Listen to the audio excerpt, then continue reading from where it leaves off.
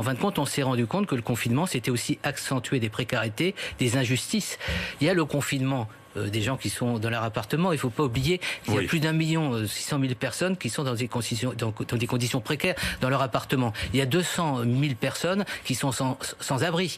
Et ces éléments de la justice sont à prendre en compte. Pourquoi je me permettais de faire référence au document du 2 avril que j'invite les téléspectateurs à voir? Parce qu'ils abordent la question du confinement en prison. Ils abordent la question du confinement dans les EHPAD. Il y a des conséquences aujourd'hui à prendre en compte. Pour revenir sur la question de l'école, moi je pense que le politique a arbitré d'une manière délicate entre un certain nombre de paramètres, trouver le bon équilibre. On a besoin d'une continuité de la vie publique. Dans l'argument que le président de la République a présenté, je trouve que c'est un argument très recevable. C'est l'injustice pour des enfants qui se retrouvent dans un environnement qui n'est pas peut-être le plus favorable en termes de justice à l'accès à la culture. Oui, je penserai à l'enseignement professionnel. Voilà. Qui demande d'ailleurs le retour à l'école. Vous voyez, ce que je trouve tout à fait extraordinaire d'un point de vue politique, c'est cette attention dans le discours politique. On nous parle de vulnérabilité comme on n'en a jamais parlé.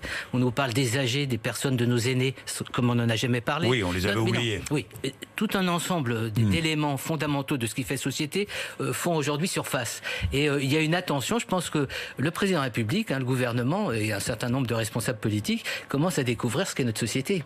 C'est-à-dire, c'est cette dimension qui me plaît. C'est-à-dire que apparaît cette société qui était souvent invisible, cette société qui d'une certaine manière structure une démocratie. Elle est en train de dire, y compris au chef de l'État, écoutez, on n'est pas si mauvais que ça. Regardez les capacités qu'on a développées. Et souvent, et dans puis, un contexte... entre nous, la privation de liberté n'est pas acceptable très longtemps, non plus, Emmanuel Hirsch. Alors la question, est-ce que la contention, c'est uniquement la privation de liberté? Moi, je pense que la contention, c'est préserver nos libertés pour qu'elles aient un futur.